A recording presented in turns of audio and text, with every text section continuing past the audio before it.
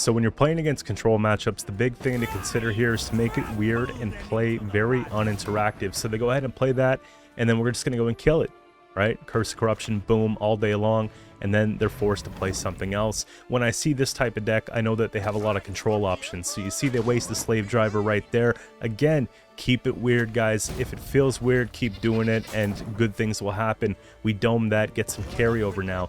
We see them having to go and play the Vigo into a Sapper, which is really not the best way to look at it. If I were them, I probably would have killed off the Sapper, but they go and take out their own provision, you know, at 9 for the Vigo. And now I see Maddock finally making it on board, and you can just go ahead and take something, whether it be Heatwave or Hen Gate. I think Hen Gate is just really cool.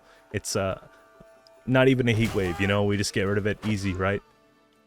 And of course they continue to try the strat, and now they're just having to kill off their own cards. And when you're 4 turns in with 4 points on the board, it's a tough one. So we get the quick forfeit right here, and I want to show you guys another example.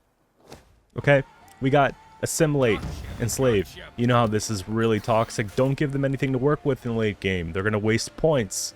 So you have them go, and they probably switch the hand out. It's hard to say, right? But I don't have to do much, right? I can go and I can just Heatwave the Venedane, keep the Terran over there. Again, it's not doing anything. We're not giving them anything to interact with. We have the Truffle on the board, tons of points for late game with the leader, with Simlas. So it's in the bag, right? And I think at this time, they kind of know it, you know? Quick little pass there. We have to play. It's not BM, right? And I just go in, and obviously we didn't get the full combo in this game. The 2 waylays, all you need. I'm just clicking the Truffle because we can, and we save a card, of course. Full leader.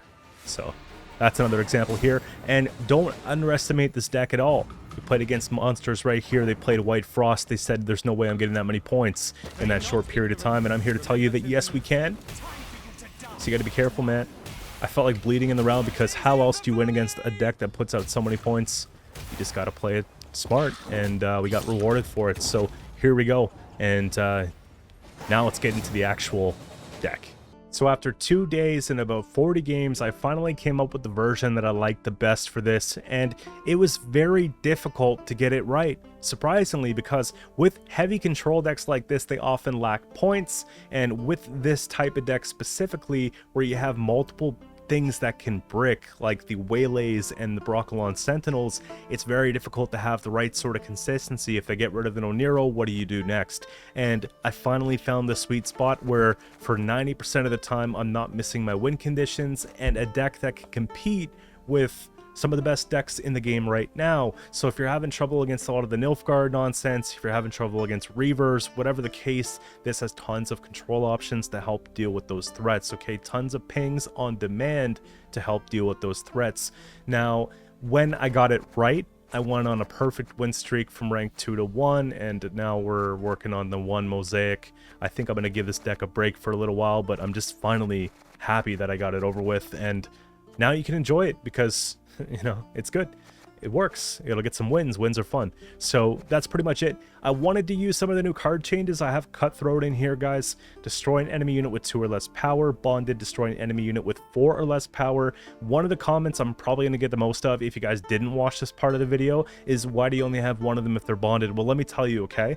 Because most of the time, you get the payoff you need from just the one-off and the Truffle. It's kind of like how Assimilate used to have the Illusionist and Truffle, but they didn't double up on the Illusionist back in the day in the meta list, because if you pull it too early or at the wrong time, it is very weird. It only plays for the 5 points, and sometimes you can't even set up the removal. But if you play it at the right time, which I want to stage for, and not have our hand full of them when we don't need them, then it plays for a ton of value. So that's the little hint of something good that we've added to the deck, something new that we've added to the deck, and it has its place here. It could actually win games. You have really good removal with the Offering, and really good removal with the Cutthroat, and of course damage on demand with Dwarven Skirmishers. If you're floating it, you have Order, you have a bit of randomized damage here, so you kind of have the works. And then you have, of course, multiple Tall Punish, you have Swarm, you have just crazy control with being able to recreate these 2 waylays and then put them both back in deck after using them once, bring out 4 at the same time in late game. Just tons of stuff going on, okay? So what you want to do in this deck is you want to start off round 1 maybe with the Dwarf package, right? It's a really good core package that I use a lot in Scoia'tael decks because you get out defense with armor. You can turn the defense into offense with the Dwarfs. And then you have the flexibility now with the pings to go and complete kills with these for carryover and value. And then if we can lay down Mushy Truffle for the carryover of the 6 points there. So we have the 6 points carryover off that, potentially another 4 points carryover off the offering. You know, that's a whole round. We can even go ahead and try to get Hengate Sword warmed up and maybe trap an enemy inside. And just so you guys know, when you use this card, if I kill something, if I hit the death blow with 5 damage, it's basically removing the card from the game from the opponent. So the card that I put inside the sword will not appear in their graveyard. So if it's something that they want to take back in later game and you know this, then definitely go and try to get rid of that with Hengate Sword. That's what I like, the flexibility of this. And I decided after too many Nilfgaard matchups, it was really nice just to get rid of, you know, Vigo and just go from there. They were just cooing whatever I gave spying to when I took the C's, and it was kind of frustrating. So there's that. Okay, so if you get out the waylays that Venedane creates early on, you could shuffle them back in deck with Alyssa, like I mentioned, in order to play 4 waylays.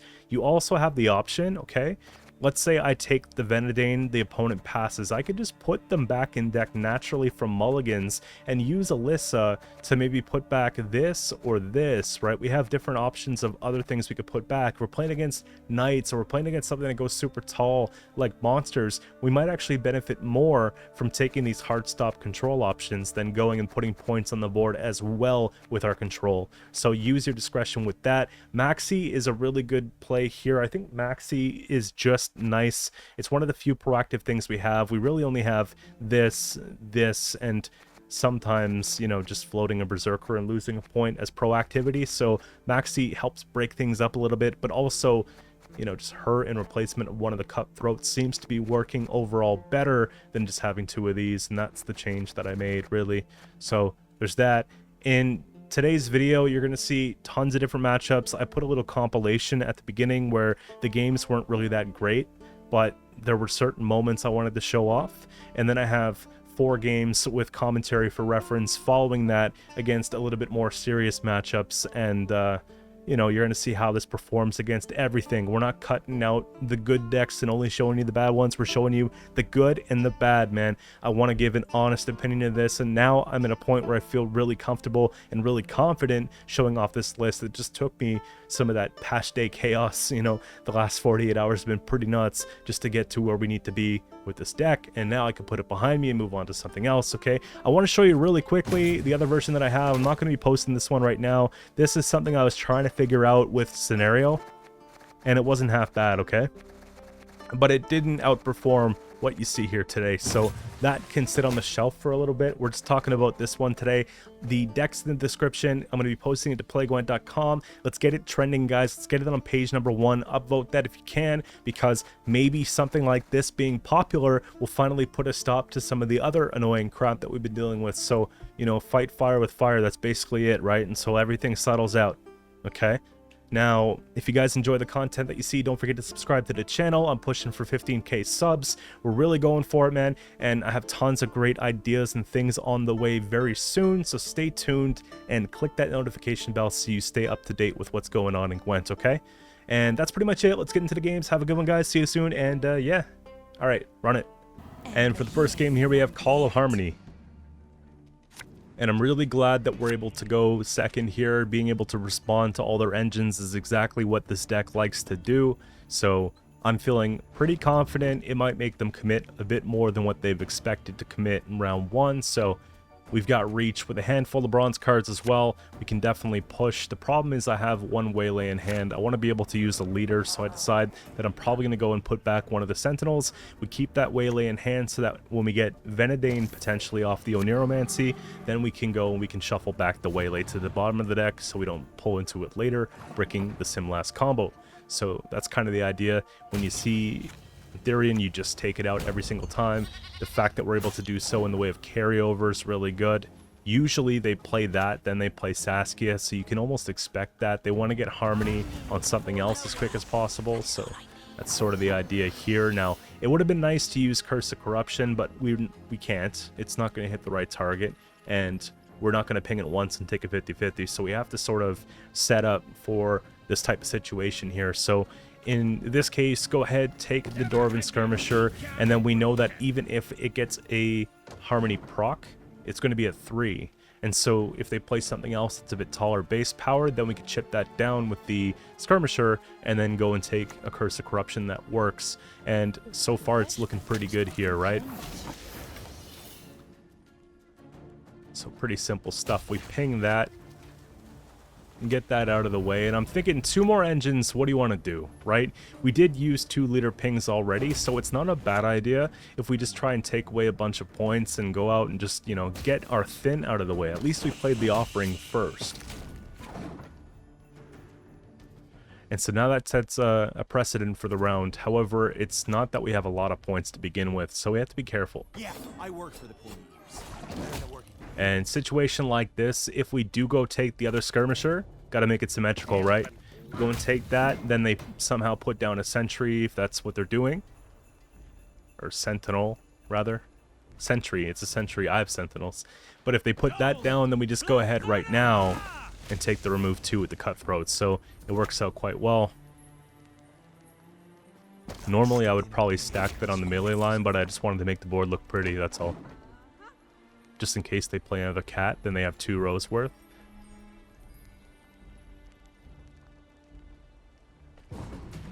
And so it's like that, right? We commit a little bit up front. We like red coin. We destroy a few engines, we get round control, and then we just try and trade bronzes for golds in round 2. That's sort of the idea that you're going to want to play with this deck, right?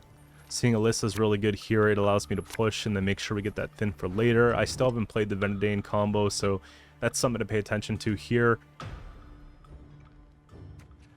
Peller could purify poison. It could purify harmony. I don't really care about poison punish because I know it's probably not going to be a 2-0. Okay? So I would say that we have pretty much everything we need. We can go a little bit greedier with getting rid of Maxi here because, you know, the whole deck's in our hand basically. We take the 2 waylays from hand, put them at the bottom of the deck, and then I guess we're chilling. Normally, you gotta respond, right?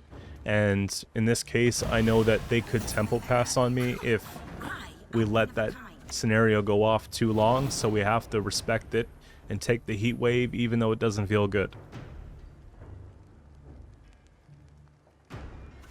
Now it's about getting some value out of these waylays, hopefully. So we got scenario, we got leader, and we got the relic play sort of out of the way, right? We still have to deal with Dana now. It's Dana and possibly Heatwave, right? And the poison package, of course. Yeah, let's just take that. At least if they remove Venedane here, we got some value off. Chances are they want to complete the poison, so Harmony doesn't proc. We could still hit that 3, so that if they do play any other relics, they're not getting that extra benefit from them. Okay?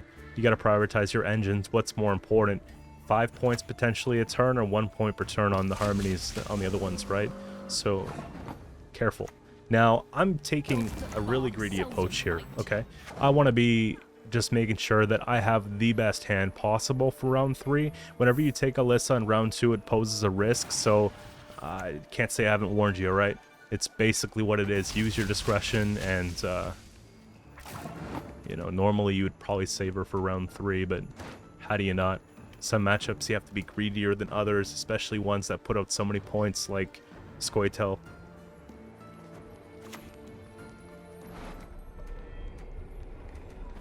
Now, we can go for the carryover play because we have room.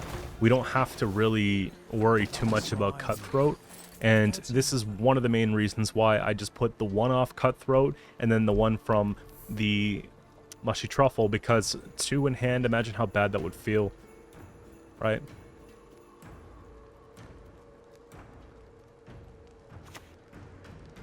So, good call there on removing the Quaxis, right? We didn't get that extra proc And obviously, we can't do anything else. They're sitting on a huge lead, and if we took that into a long round 3, we would have got absolutely destroyed, because the waylay play is best reserved for short round, even if we don't have card. Let's say if we're even a card down, it could be better for us than going into that long round instead. Now, our hand is really good, and I have the machine ready to go, right? We have the way to get Simlast there, and we just go for it, I think. If I go and pull a waylay, if I try to mulligan Maxi, I'd probably get another waylay. You know how it is, so I don't want to stress too much on it and, you know, just make a mistake there. So they have one card left from the poison package, so we're not going to get a poison, but we could get Tall Punish. So I want to make that as ineffective as possible. Also, go wide enough so that Truffle can boost, right? That's a big thing for us. And we got a really good opportunity to help set up this engine here. We hit the Matron, it goes away. 50-50. And I was thinking maybe clicking that, but honestly, man, it gives Heatwave a 6. So I'd rather give Heatwave a 4.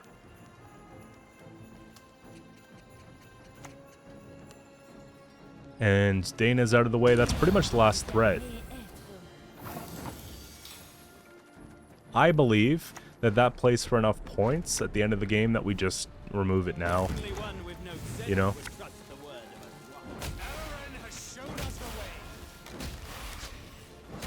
And just, you know, ping. Little board wipe thing. Maxi finisher coming up.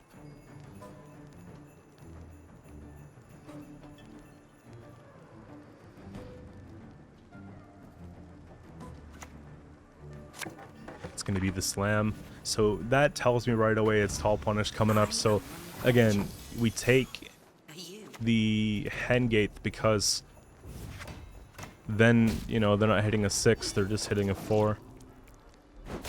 It makes Tall Punish so poor value. If people are putting Tall Punish in their deck, it's just, we're getting really good trades. And there you have it, that's that one. Moving on now to Reckless Flurry, Skellige. Whenever I see Reckless, I'm always thinking it's going to be some kind of shoot deck. So going into the matchup, that's exactly what I'm thinking here. And obviously, we put back the bricks. I like the option of having 2 offerings, but it might be greedy for blue coin. We'll gauge it out and see, right?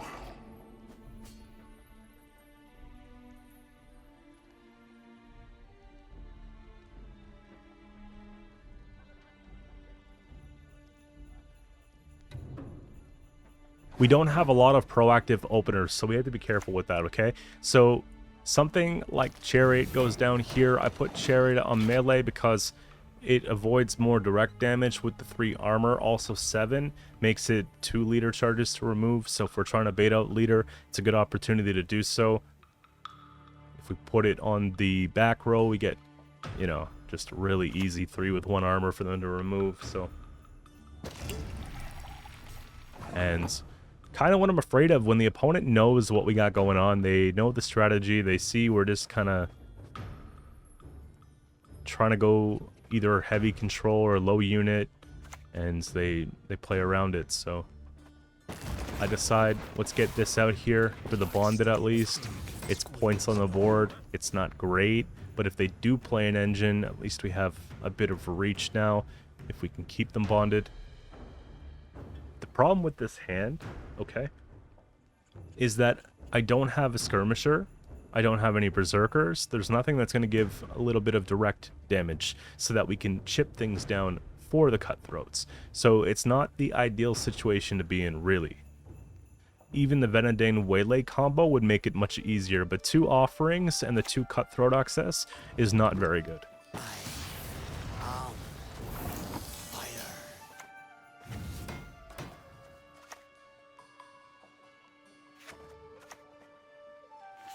It's tough. I want to take offering, but at the same time, we might lose the chance to take that. So it does get points on the board. It makes things a little quicker, right? Just boost 1 up.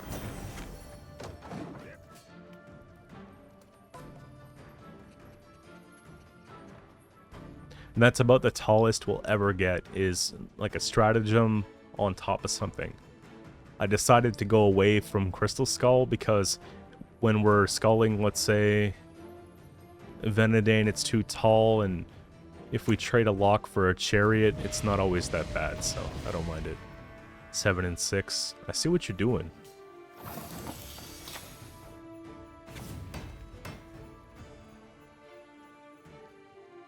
There's not a lot we can do here, honestly. Chuck down the squirrel for points. I could discard something.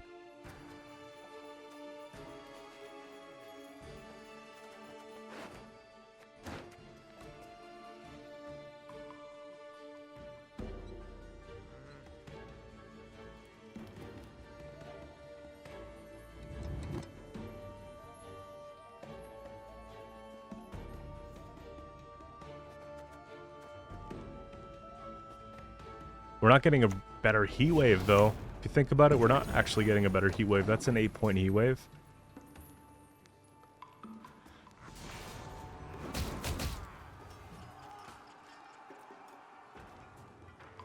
The only other heat waves I'd rather have are maybe a Siri if it's the case, or if it's a shoot, but at this point I'm thinking it's Golden Necker. You see the Curse of Corruption come down, it's more indication that that's probably the case.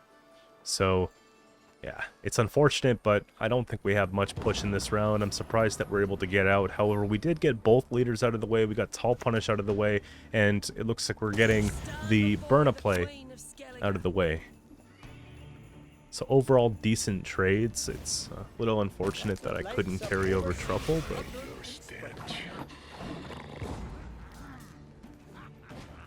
So we like saving leader in round 1, however we have to realize that that's a lot of potential bricks for late game, so we have to take some smart mulligans if we don't use it in round 1. And you can see here, pulling into 1 waylay is not ideal. That's a bit better. Carry over into round 3, right? Yeah, just 2 offerings is a tough hand, and this is the hand that I wish I had in round 1. Mind you, it wouldn't have made much of a difference in this case.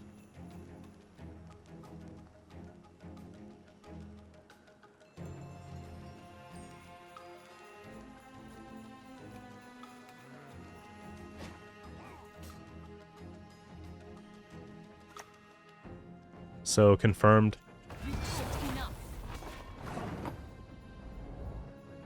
Honestly, not a lot I can do, except for try and chip that down slowly, and honestly, I think it deserves a leader ping.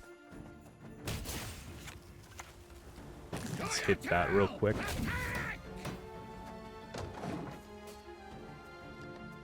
I don't mind taking Hen Gate because not only does it do the 5 damage, but we're carrying over that 8 points for round 3 plus the 5. So if I do take Hen Gate off that, it plays for 13 points in round 3. We don't get that resilience at all. However, it's still a slam in a short round potentially. Usually when they play this, they're going to want to bleed. It's like gauging it. Do they respond? Do they not?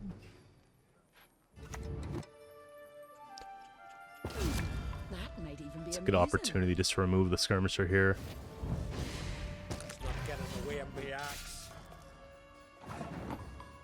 It's a tough one.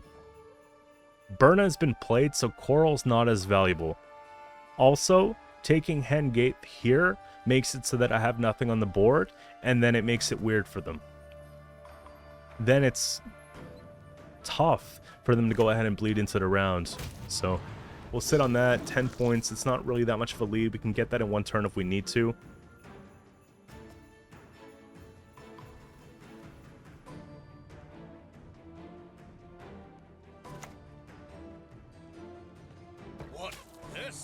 I don't think you can ask for a better offering carryover. And that's why you got to be patient with leader, because if you don't, then obviously you're not going to get that nice carryover. I mean, you could still draw something that you boost in deck, it's fine, but I prefer just to actually get something. They're starting to tempo ahead here.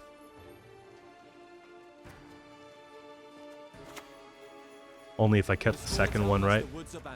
Join us instead and I defend think we're the losing valley. our chance for Squirrel.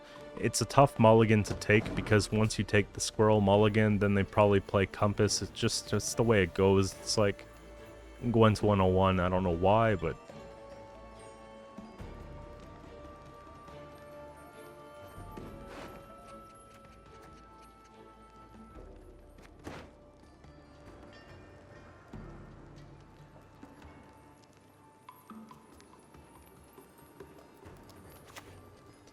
you see what I mean?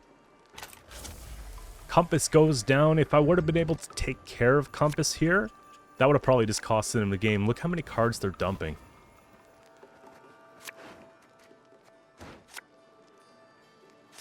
Straight dumping cards. And of course, high roll lottery, right? They remove... They get the 6 and then the 1 off the Berserker. Then they get to double up on the Greatsword. Flip that. They're at 36 points at the end of next turn and I'm at 0. Playing a couple short waylays here. So it's kind of a sad story. And who knows, maybe they still have the Unicorn combo, right? Hard to say. Not really counting provisions.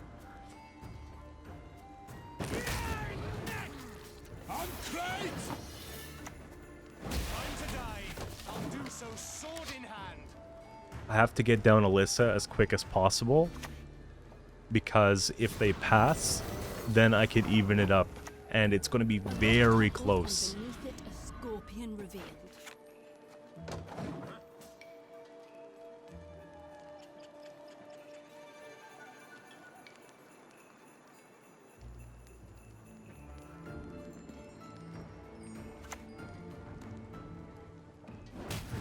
So Hengate coming down, 3 points carryover. We have 8 points carryover. This Waylay combo is absolutely busted when you can make it work, right? And you're about to see exactly what I'm talking about. Switch targets here so we don't mess it up.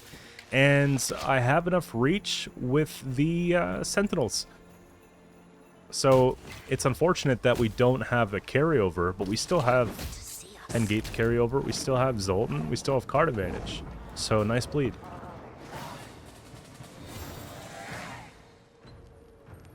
For all you guys getting tired of playing or seeing Golden Necker, Skellige, Point Slam, discard, this one's for you. There we go. We gotta have something that we can actually just play and get points on the board. Now I have Oniro, so Oniro is gonna go probably in for the Chariot.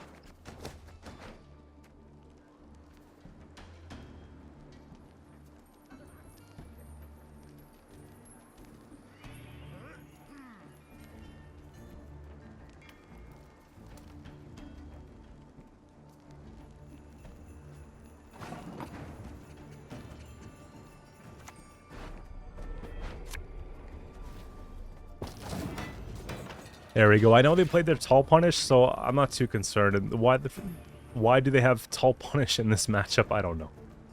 I don't know. They have great swords, so it's questionable.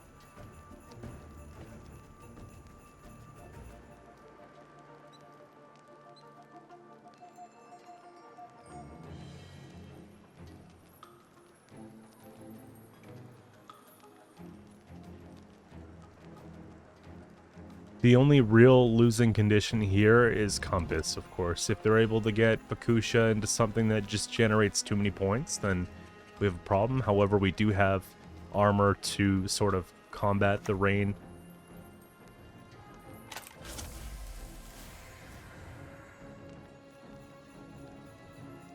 It's nice because there's not going to be 3 turns a tick, and rain affects 2 targets on a row, so now we can play around that pretty easily. It's a great sword. Okay. This is why I tried Hengate. We just have a lot of ways to get it set up. Imagine going and killing this engine and then just bringing out a slam in 1 turn. We could put some armor on to keep it safe. Why not?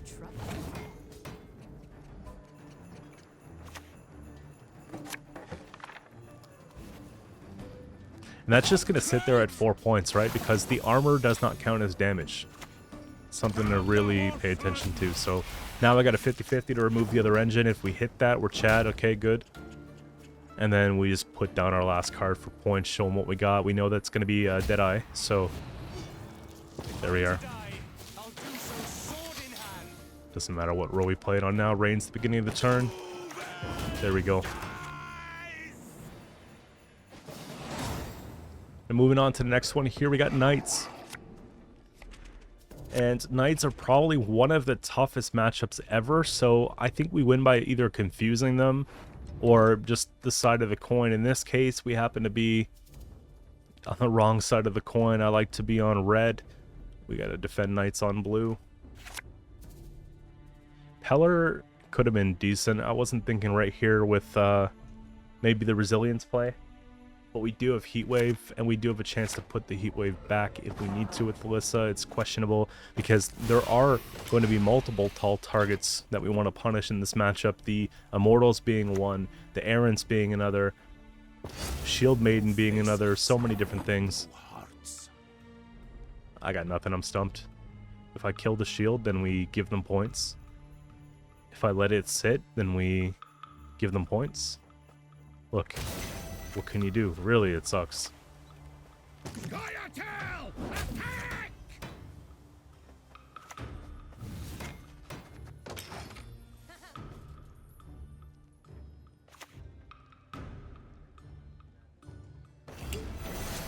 It's starting to look more and more like a Heatwave target, unfortunately.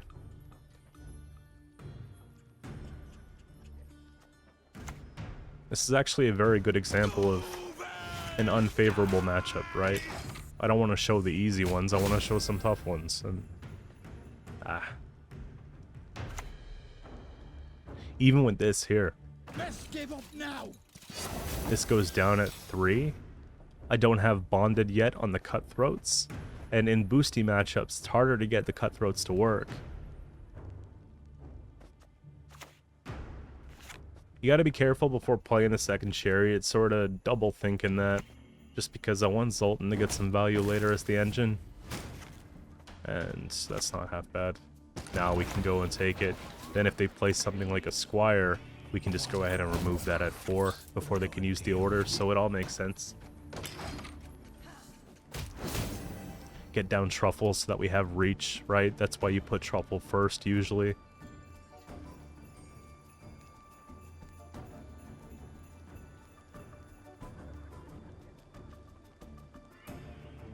I'm trying to make this as unattractive as possible to go ahead and take the Sorceress, right? We don't want them to play that. There we go. They take it off. That's an issue, though. They take it off the Amphibious, so now it sort of plays around our plan, and there's not much more I can do. And we lost. Like, we're losing uneven. Just, keep chipping away. Honestly, the only way out could potentially be the Heatwave. Think about it this way, we're getting rid of more than 16 points here. And if you're going to do it, you got to do it, because every turn they're going to be getting the 2 points transferred over to the Sorceress as well that we can't do anything about.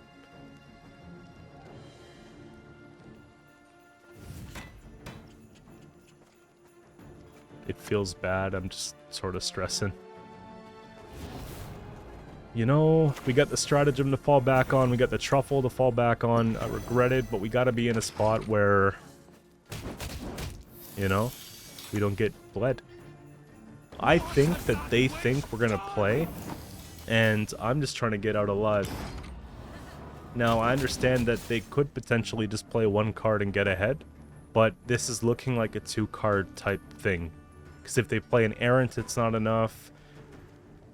You could play maybe Shield Maiden, and that's something I don't feel bad about. Amphibious was already played, so that's a lot of the reach out of the way, so they just say, you know what, we'll lose on even, and we'll just take our carryover, that's fine. And I think that that's the perfect situation for us to be in. It's very unlikely, but it could happen, because Knights love to push, and they usually play in around Erendite, and it's just what they do, right? So after the truffle's been spent, I don't have enough urgency for the Cutthroat anymore, so we take it back. And I can bleed comfortably. I can bleed inexpensively. I don't have to worry too much, and I think I want to keep Squirrel just in case they do take an Erendite, or they do take, let's say, Oniro, whatever the case, you know? And just off the rip, we get the heat wave, so that's one tall punish out of the way. That's probably the best one they're gonna get. I think we just can take that away so they don't get resilience on it again going into round 3. I don't want to take a waylay off of it because it's probably going to be my heat wave anyways. So now we could just try and dump the waylays, and if I really want to push in, if it means getting out more gold cards, we could take our chances with Alyssa here. So there's a chance we could play everything except for Simlas. And I wish that their card resolved before my spawn, but I can understand why. That's fair. We could have avoided some damage if the card wording was a bit different, but... So they want to hit that to get a bit of a lead and get closer to the Grace, right? Because Grace 8 is going to be boosting adjacent units by 1. I'm like, nah. I think that's the target. Erendite short round 3, especially because we're pushing, is going to be really nasty. So... I could kill stuff.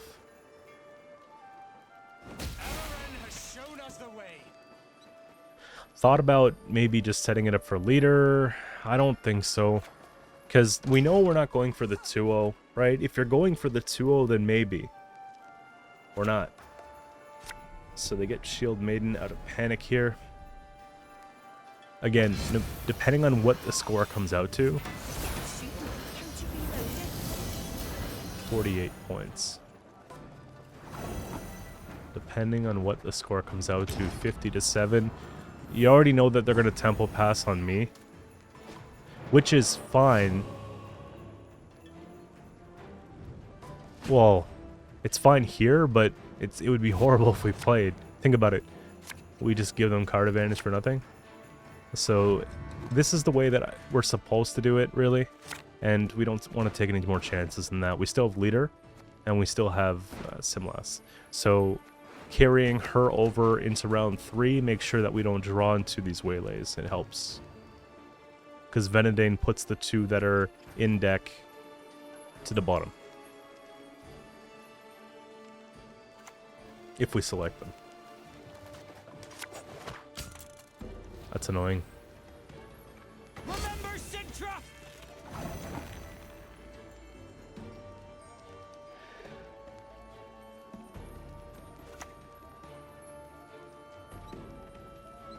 Death would be a mercy you So do here's the not thing. deserve.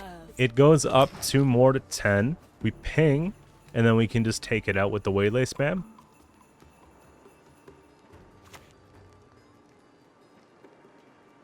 Lay down, my lady. Yeah, we gotta go. We gotta act. This is too much. And then we have another target too to clean up with the sentinels. Just an easy clap there. Yeah, I'll do it. Why not?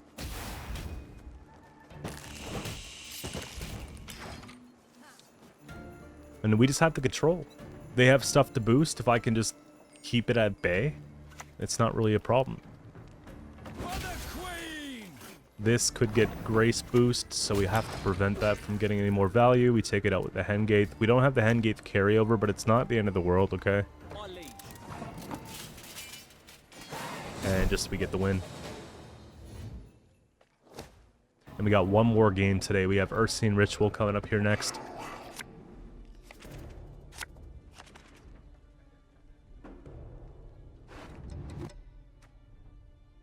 You never know what version you're up against. So I have to play as if I'm going against Melusine and all that, and then just adjust accordingly, because Golden Necker has similar threats, just different threats, that's all. One will not be heard. So we got to be able to purify a defender, we have to be able to squirrel something, heat wave something, destroy something tall. We pretty much are teched for this deck. And the fact that they're damaging themselves as well makes it that much easier for us. Now, when he comes down, normally that means it's probably going to be Golden Necker, okay? When you see the discards come down, again, normally that means Golden Necker. The real Self-Wound doesn't have a lot of space for those cards. There's so many different pieces, high provision cards.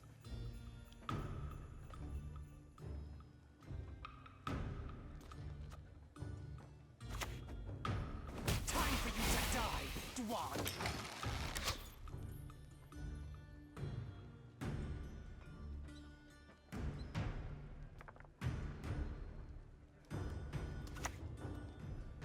Yeah, it's starting to really confirm the suspicion here, so she comes down. Now, there's a consideration to take her. Because if I could remove her with Hengate, we could potentially have more consistency late game. It can also potentially break, so we have to be careful if and when we actually use her order. It'll be likely after we take the whole Simlast thing so that we can't have any problems, okay? Stand before the Queen of Skellige. Or if we just have a brick we can't use, you know? That's also a thing. They put me in a tough losing uneven type spot here. We'll make a couple twos so that I have cutthroat reach, right?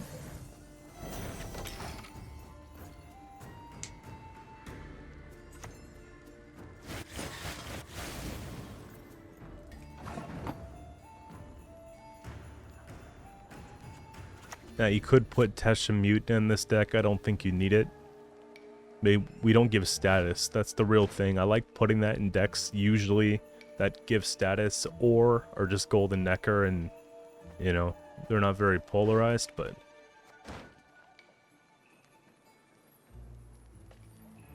one thing you could do is you could go for maybe Muzzle if you don't like Curse of Corruption. That would just be an easy adjustment in the bronze end, probably just to make an extra provision. So I've been liking Curse more than I've been liking Muzzle. I just find when we take Muzzle against Nilfgaard, it's just too many points lost. So, sort of the reasoning behind the change.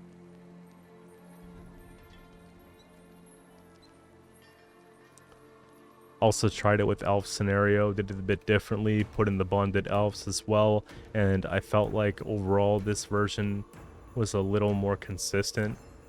It didn't require as much setup. The other one, we weren't always hitting our scenario procs, and that could be quite gross, you know, it's not really ideal.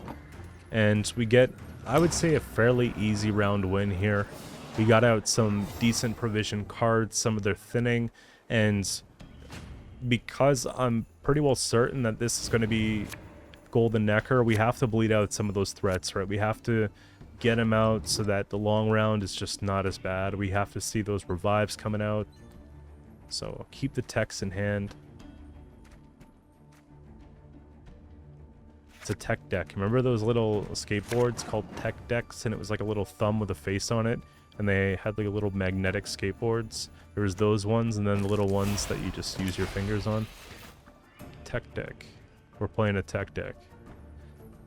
So we're gonna bleed in, see what happens here. Going into 7's not bad. It's still a chance to leave, you know? I don't really want to do anything about that. I really wish I just purified that instead. I don't mind heat waving it too, because if you go and heat wave something like that and they can't take it back, it's easier access for everything else. I have time to think about it. I want to see what you're putting behind it first. Nice. So we probably don't get card back looking at something like this, right? So Sigvald comes down. Survival. That's the only virtue. What was very suspicious was them taking the leader there and playing around Curse of Corruption.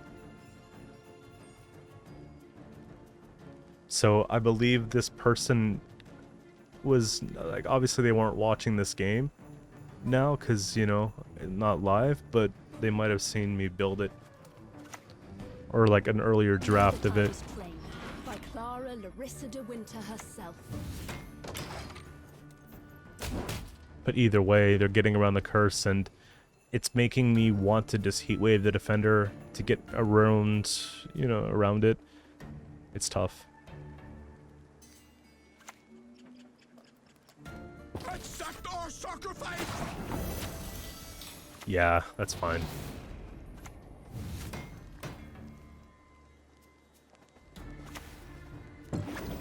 Let's see if I can get myself a bit of room just in case it gets ugly. We can leave.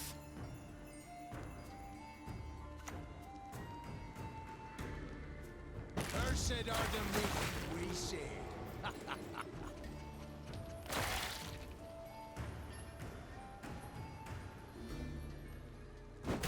So think about back to round 1, okay? We did Coral in Hengate. Now we're getting New the Callous in Hengate as well. Unbelievable. It's kind of a liability here. I don't know. Could click. I was going to say dump an offering if it's something else. Mulligan it back later. You know what I mean? Which is fine. It just thins out the deck a little bit more. In round 2, we can afford that. In round 3, I'd be a little bit more cautious before I take it. Let's see what they could do here.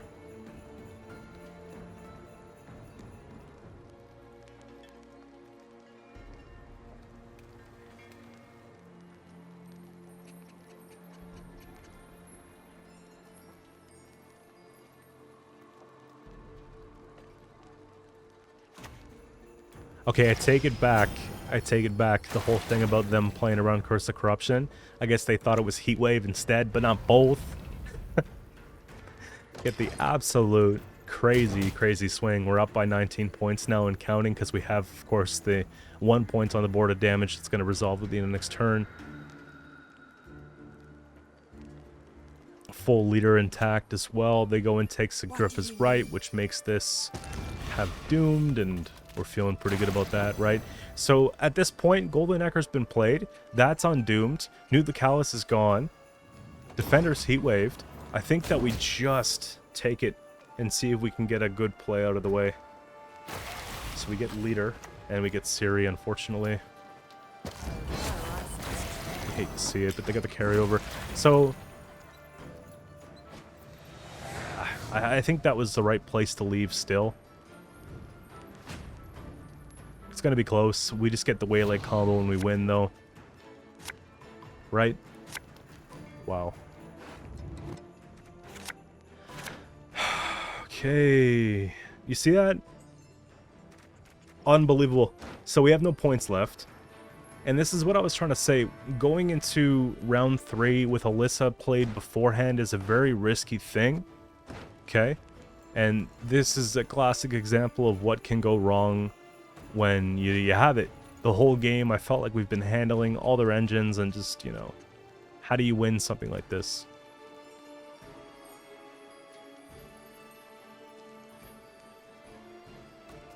They already have 8 points on the board too. Like, my cards in hand barely play for 8 points.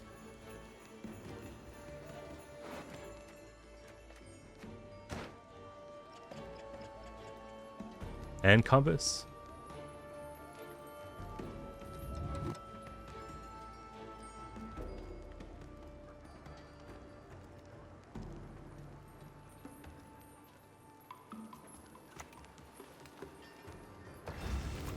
Okay, so Vild Carl coming down is a beautiful way to play offering, and we actually get the points right back too. I don't know if they're going to be able to have ways to proc that anyways, but if they have a priest, then that would just do it over time, so it's probably best that we try to deal with it.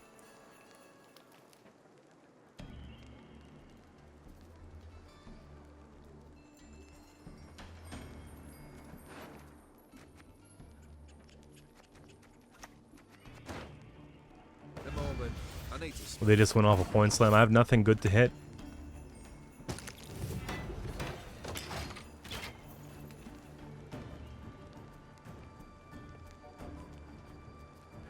Opponent definitely put this deck together thinking about the Reavers matchup for sure.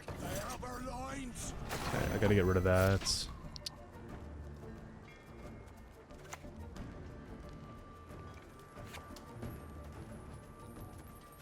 It is engine value.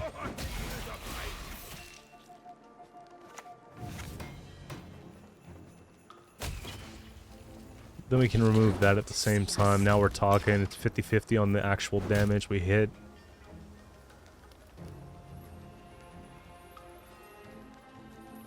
We gotta have a really good endgame here because we know they have compass and something.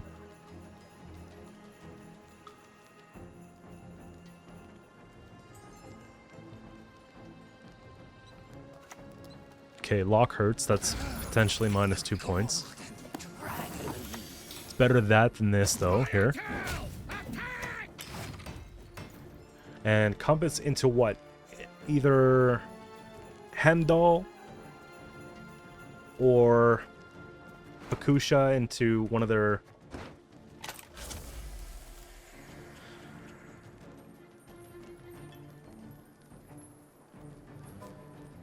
Also, the rain's a gamble, too.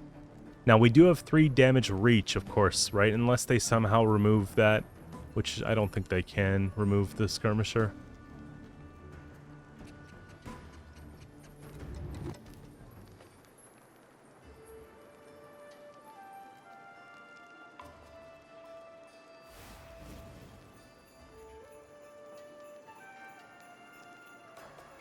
This close of a game without even having Simlas in the Waylay combo. Imagine if the squirrel was that card instead. So they bring back Sigvald. Okay, 27 to 22, and we get the damage reach. It's over. Unbelievable. We'll see you guys tomorrow with another video. I can't even believe we're getting this right now.